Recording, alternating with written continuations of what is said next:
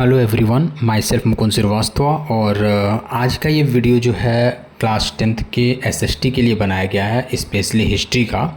और ये वीडियो जो है वो क्लास 10th का बोर्ड एग्ज़ाम आने वाला है ना, तो उसको ध्यान में रख के बनाया गया है। और चूँकि कि चैप्टर बहुत बड़ा है, जैसा कि आप पहले भी जानते हैं, इस चैप्टर का पार्ट 1 मैंने रिलीज कर दिया है। आज पार्ट 2 में आपका जो सेकेंड टॉपिक है, सेकेंड हेडिंग है, उसमें जो इम्पॉर्टेंट पॉइंट्स हैं एक्सप्लेन करते हुए, उसमें जो बोर्ड में एग्ज़ाम में क्वेश्चंस आने वाले हैं ना, उन सब का हम डिस्कस करने वाले हैं। तो आपको बता दें कि पार्ट 1 में हम लोगों ने डिस्कस किया था आपके चैप्टर का first page, the rise of nationalism in Europe में जो पहला पेज है, जिसमें फ्रेडरिक सूरो, उनकी पेंटिंग के बारे में आपको बताया गया था। उसके बाद से ये जो आपकी स्टैचू ऑफ लिबर्टी है वो डिस्कस किया गया था, कौन कौन से क्वेश्चंस आने वाले हैं, charter of the right of the man, everything हमने डिस्कस कर दिया था आपको। तो जो लोग वीडियो नहीं देखे होंगे पार्ट 1 ज़रूर देखिएगा। अब हम बात करते हैं पार्ट 2 की। तो पार्ट 2 का जो आपका हेडिंग होने वाला है वो है the French revolution and the idea of the nation. तो ये जो फ्रेंच रिवॉल्यूशन है ना, जी हाँ, बिल्कुल वही क्लास 9th वाला आपको याद होगा कि पीपुल मिलिशिया बना था, वो लोग बस्टाइल गए थे और जो जेल था उसको तोड़ दिए थे, वहाँ से जो प्रिजनर थे उनको फ्रीडम दिला दिए थे ना। तो यही बात जो है फ्रांस के लोगों के मन में आ गई थी। उनको लगता था कि जो हमारा राजा है 1789 में ना, वो राजा जो है स्वेच्छाचारी हो गया, अपलिस्ट हो गया, मतलब किसी की बात नहीं सुनने वाला है। तो उनके मन में बहुत दिनों से ख्याल चल रहे थे कि क्या कुछ ऐसा उपाय होता कि हम राजा को हटा देते और जो यहाँ का जो पावर है, जो रूल रेगुलेशन है, राज्य करने का तरीका है, वो जनता के हाथ में आ जाता। तो इसके बारे में बहुत ज़्यादा डिटेल आपने क्लास 9th में पढ़ा था। तो यहाँ पे थोड़ा सा बस हिस्सा दिया हुआ है, उसमें बताया जा रहा है आपको कि ना 1789 में जो फ्रेंच रिवॉल्यूशन शुरू हुआ था, और वहाँ पे आपको याद होगा कि जो मोनार्की था वो पूरा full flesh territorial state monarchy 1789 में था। एब्सोल्यूट मोनार्की कहा जा रहा है। एब्सोल्यूट मोनार्की का मतलब ये था कि जो भी पावर थे वो राजा के पास थे और राजा अपने मन से जो चाहे वो कर सकता था, कोई रोक टोक उसको नहीं थी, उसको किसी से पूछने की ज़रूरत नहीं पड़ती थी। और ये सब बातें वहाँ के लोगों को अच्छी नहीं लगी। वो लोग अब राजतंत्र से आज़ादी चाहते थे, मुक्ति चाहते थे। और यहीं पे जो फ्रेंच रिवॉल्यूशन हुआ, फ्रांस की क्रांति हुई, तो फ्रांस में पूरी तरह से पॉलिटिकल और कॉन्स्टिट्यूशनल चेंज आ गए। और उसके बाद से मोनार्की मतलब राजतंत्र जो था उसको हटा करके और वहाँ पे जो रूल रेगुलेशन था वो फ्रेंच सिटीजन अपने हाथ में ले लिए। और उसके बाद से क्या हुआ, वो चाहते थे कि अब हम फ्रांस की डेस्टिनी को बनाएं, फ्रांस में नया कॉन्स्टिट्यूशन लाएं, इसको एक नेशन के रूप में बना दें। तो यहाँ पे एक चीज़ और आपसे पूछेगा, नेशन स्टेट क्या होता है? तो नेशन स्टेट और नेशन की जो आइडिया थी, तो नेशन स्टेट के बारे में आपको बता दें कि वो उनके मन में ये था कि एक बाउंड्री हो हमारी, और उसके अंदर रहने वाले जो भी लोग हैं ना, वो सब एक कॉमन आइडेंटिटी को माने। अब नेशन स्टेट या कॉमन आइडेंटिटी की ज़रूरत इसलिए पड़ गई कि जब राजतंत्र में ना अक्सर ऐसा होता था, आपको बता दें कि आप पढ़े भी हैं छोटे क्लासों में, कि एक राजा दूसरे राजा पे अटैक करते थे, और अटैक करने के बाद जो राजा जीत जाता था ना, वो हारे हुए राजा को बंदी बना करके वहाँ के लोगों को अपने अनुसार बनाने का प्रयास करता था। अपना राजदंड, अपना झंडा, अपना सिक्का, सब कुछ जनता का बदल जाता था, वहाँ की भाषा वगैरह बदल जाती, जनता इससे बड़ी परेशान रहती थी।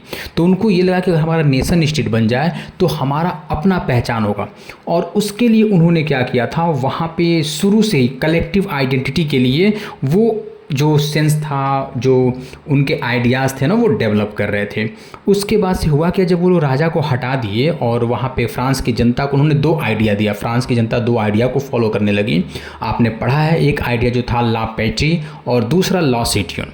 तो लॉ पैट्री का मतलब ये होता है द फादरलैंड, स्क्रीन पे आपको डिटेल दिख जाएगा। और फिर लॉ सिटियन का मतलब होता है द सिटीजन, इसका भी डिटेल आपको स्क्रीन पे दिख जाएगा।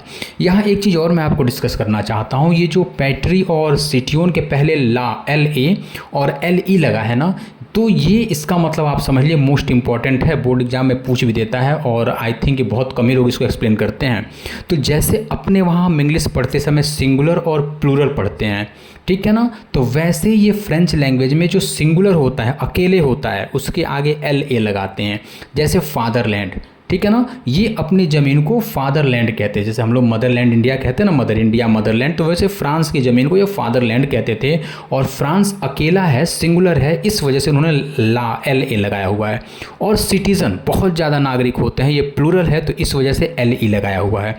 तो आई होप कि आपको समझ में आ गया होगा, सिंगुलर के लिए LA लगाते हैं और प्लूरल के लिए फ्रांस में LE लगाते हैं। उसके बाद से इन्होंने क्या किया, जब एक अपना कॉन्स्टिट्यूशन बनाया और उसमें लिखा कि जो भी लोग इसके फ्रांस की बाउंड्री में रहते हैं उनका ये नेशन हुआ और उनको इक्वल राइट्स मिलेगा। और उसके बाद से उन्होंने नया फ्रेंच फ्लैग बना दिया, ट्राई कलर। अब आपको स्क्रीन पे ट्राई कलर फ्लैग भी दिख रहा होगा। इसमें जब फ्रांस में फ्लैग का जो इन्होंने इम्प्रूवमेंट किया है वो सारी चीज़ें आपको फ्लैग में दिखाई दे रही होंगी। तो आप 1789 में डेट वाइज फ्लैग लिखा हुआ है, आप देख लीजिएगा कौन सा फ्लैग था इनका। और उसके बाद से उन्होंने क्या किया, जो रॉयल स्टैंडर्ड था, मतलब राजा का प्रतीक जो था, उसका मुकुट, क्राउन हो गया, स्वार्ड हो गया, उसके जो भी चीज़ थे ना उसको हटा दिया इन्होंने। उसके बाद से यहाँ पे इन्होंने इलेक्शन कराया, वही इलेक्शन कराया जैसे आगे चल के हम लोग के वहाँ डेमोक्रेसी आई तो इलेक्शन होता है, तो वही इलेक्शन कराया उन लोगों ने। और उसके बाद से जैसे इलेक्शन करने के बाद जो विनिंग कैंडिडेट होते हैं वो जाके कॉन्स्टिट्यूशन वगैरह में वो पार्लियामेंट वगैरह में बैठ के कॉन्स्टिट्यूशन के अनुसार देश चलाते हैं। तो वैसे ही वहाँ पे जब इन लोगों ने इलेक्ट कराया तो पहली बार जब हुआ तो स्टेट जनरल का इलेक्शन कराया और नेशनल असेंबली नाम रखा, ठीक है। और इसमें पार्टिसिपेट होने वाले एक्टिव सिटीजन थे। एक्टिव सिटीजन क्लास 9th में आपने पढ़ा है, जो प्रॉपर्टी मैन थे वो, या फिर जो बहुत ज़्यादा पढ़े लिखे, ठीक है ना। तो ये सारे एक्टिव से आप पढ़ करके आए, तो इसमें बहुत ज़्यादा डिटेल नहीं डिस्कस करना है। उसके बाद से उनका अपना एक हिम हुआ, मतलब वहाँ पे जैसे हमारे वहाँ नेशनल एंथम होता है, ठीक है, तो वो अपना एक अलग कंपोज करा लिए। उसके बाद से जो लोग वहाँ शहीद हुए थे फ्रेंच रेवोल्यूशन में, उनके नाम पे उन लोगों ने ओथ लिया, प्लेज लिया, और सब कुछ जो भी काम किए ना वो अपने फ्रांस के नाम पे, देश के नाम पे, नेशन के नाम पे करते गए।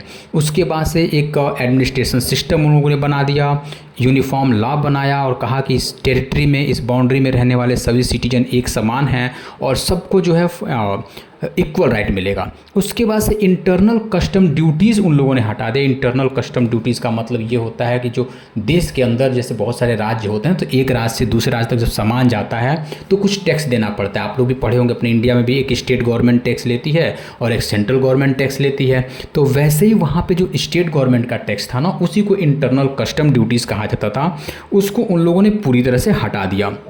उसके बाद से जो मेज़रमेंट सिस्टम था लेंथ का, या फिर जो आपका वज़न वगैरह करने का, तौल का जो सिस्टम था, अलग अलग था हर जगह, तो उसको उन लोगों ने यूनिफॉर्म कर दिया, एक समान कर दिया।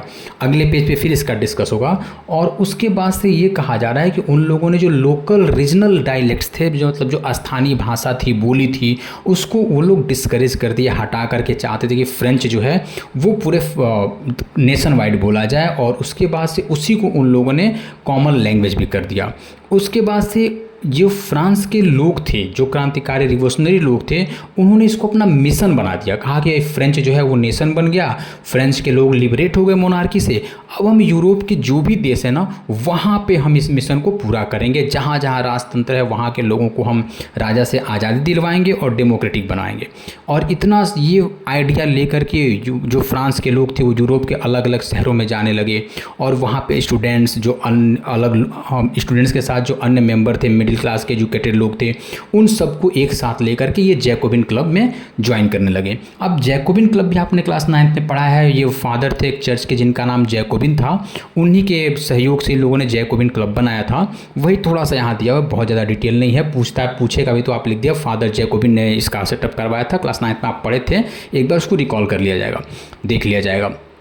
उसके बाद से ये पूरे एक्टिवली पूरे यूरोप में घूम घूम करके फ्रांस की आर्मी जो थी वो डेमोक्रेसी लगाने लगी। वहाँ का जो राजतंत्र था, राजा को लोग हटाना शुरू कर दिए और डेमोक्रेसी लाना शुरू कर दिए, जनता के हाथ में पावर देना शुरू कर दिए।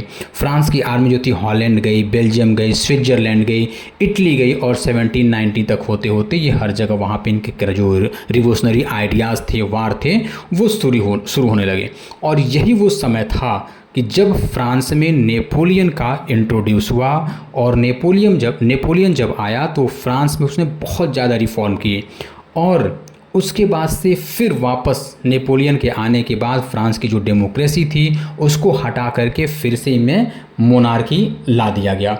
अब ये यहाँ तक तो था आपका ये पैसेज। अब चूंकि नेपोलियन वाला जो पार्ट है ना वो थोड़ा बहुत इंपॉर्टेंट है, क्योंकि हर साल नेपोलियन के बारे में पूछता है, नेपोलियनिक कोड क्या होता है, ये सिविल कोड ऑफ 1804 क्या होता है। तो इसके लिए हम एक अलग से आपका वीडियो बनाएंगे, क्योंकि नेपोलियन और उससे रिलेटेड जो भी जानकारी है ना वो आपके एग्ज़ाम में हर साल हर सेट में कभी शॉर्ट पूछता है, कभी वेरी शॉर्ट पूछता है, कभी लॉन्ग पूछता है। तो हम आपका उसको एक शॉर्ट वीडियो बनाएंगे अगले पार्ट के नाम से। और आपका कोई भी नेपोलियन रिलेटेड कुछ भी पूछेगा, चाहे वो वेरी शॉर्ट पूछे, चाहे शॉर्ट पूछे, चाहे लॉन्ग पूछे, तो आपको सेम टू सेम वही आंसर लिखना होगा और आपको पूरा का पूरा नंबर मिल जाएगा।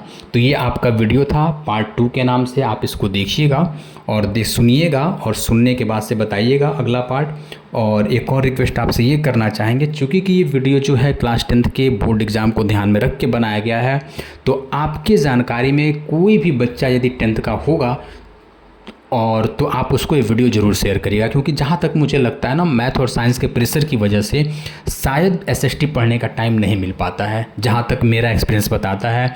और एसएसटी जो है वो टफ सब्जेक्ट भी पड़ जाता है, बोरिंग सब्जेक्ट भी कुछ बच्चे बताते हैं। तो इस वजह से आप इस वीडियो को देखिए और अधिक से अधिक शेयर करिए, ताकि वो बच्चे भी नंबर पाएँ और मेरे मेहनत का फल उन बच्चों को ज़रूर मिले। ठीक है, फिर मिलते हैं बहुत जल्द अगले वीडियो के साथ, अगले पार्ट के साथ। तब तक के लिए बने रहिए हमारे वीडियो में। Next video is coming soon. Thank you.